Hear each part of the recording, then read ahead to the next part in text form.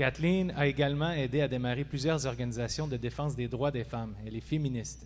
Et aussi des organismes œuvrant sur les questions agroalimentaires, que ce soit des réseaux provinciaux de sécurité alimentaire, allant à la création de marchés locaux pour les producteurs. Depuis 2006, Kathleen préside Sécurité alimentaire Canada. Elle est aussi le point focal du Comité international pour la souveraineté alimentaire ici au Canada. Et depuis 2 ans, elle accompagne aussi le projet pour une politique alimentaire populaire. Un projet qui a mobilisé des milliers de Canadiens d'un bout à l'autre du pays et qui lancera prochainement sa propre politique alimentaire. Kathleen a accepté de relever le défi de faire le pont entre les interventions de nos invités de ce soir et ce qui se passe ici au Canada. Well, that's a challenge.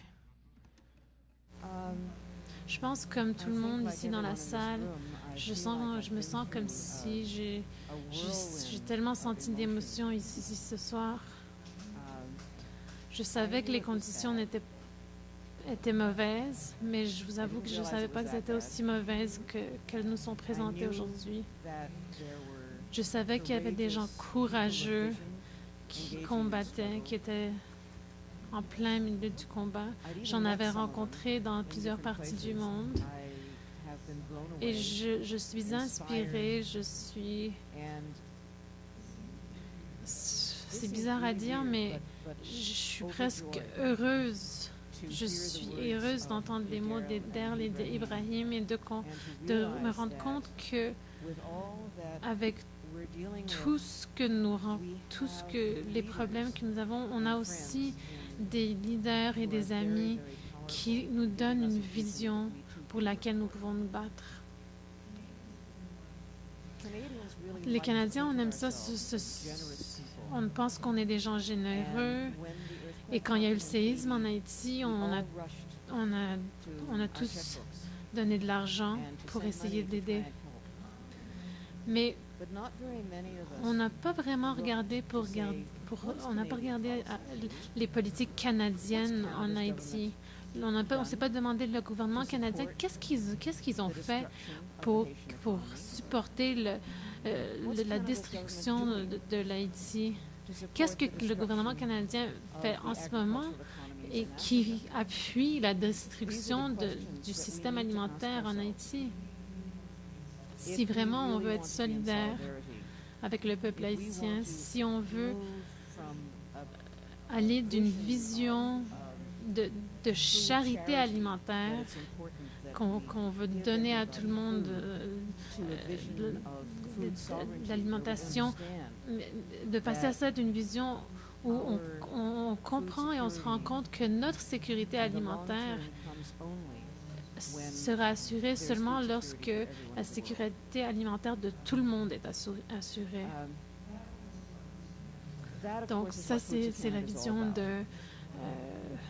le mouvement Sécurité alimentaire Canada.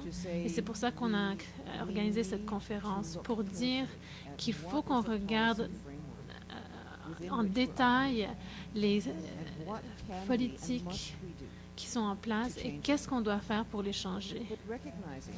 Il faut reconnaître que le changement ne va pas nécessairement arriver du jour au lendemain, surtout avec le régime qu'on a en pouvoir en ce moment, et que depuis plusieurs années, on est en train de mettre en place un système. Et donc, on veut penser à ce que ça signifie, la souveraineté alimentaire, et on veut voir c'est quoi les éléments, qu'est-ce qui constitue la souveraineté alimentaire. Il faut reconnaître, par exemple,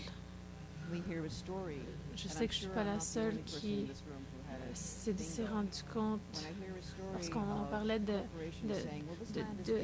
d'entreprises qui cherchaient des terres vierges. Ça s'est passé ici au Canada et ça continue à être quelque chose dans notre propre pays. Donc, il faut regarder qu'est-ce qu'on va faire très concrètement. Jim a parlé du verre en Cargill. Comme vous connaissez, Mon mari, Brewster, est un des experts en Cargill.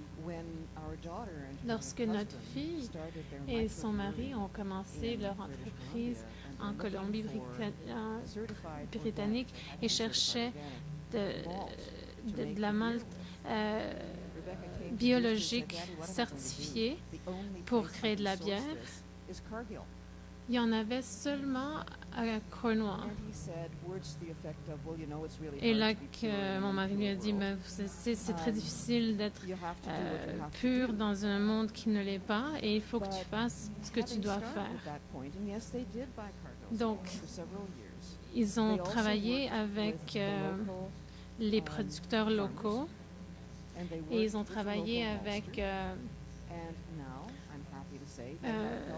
ils ont créé un système où, dans la région locale, à peu près à 45 km d'où est-ce que la bière est créée, ils sont en train c'est là qu'ils sont en train de cultiver les ingrédients de base. Donc moi, je suis chanceuse parce que c'est un de mes enfants, une des personnes qui m'inspire, c'est un de mes enfants, mais il faut qu'on comprenne que nous faisons partie de ce système et qu'on ne va pas pouvoir l'éviter. Et pendant qu'on fait partie de ce système, ça ne nous empêche pas de créer un nouveau système. Donc, je vous invite à revenir demain et dimanche pour participer aux conversations qui vont avoir lieu. Je pense que la Sécurité alimentaire Canada a vraiment créé un forum intéressant et même pas seulement aujourd'hui puis cette fin de semaine, ça fait 11 ans qu'on travaille à créer ici au Canada une organisation que j'espère un jour pourra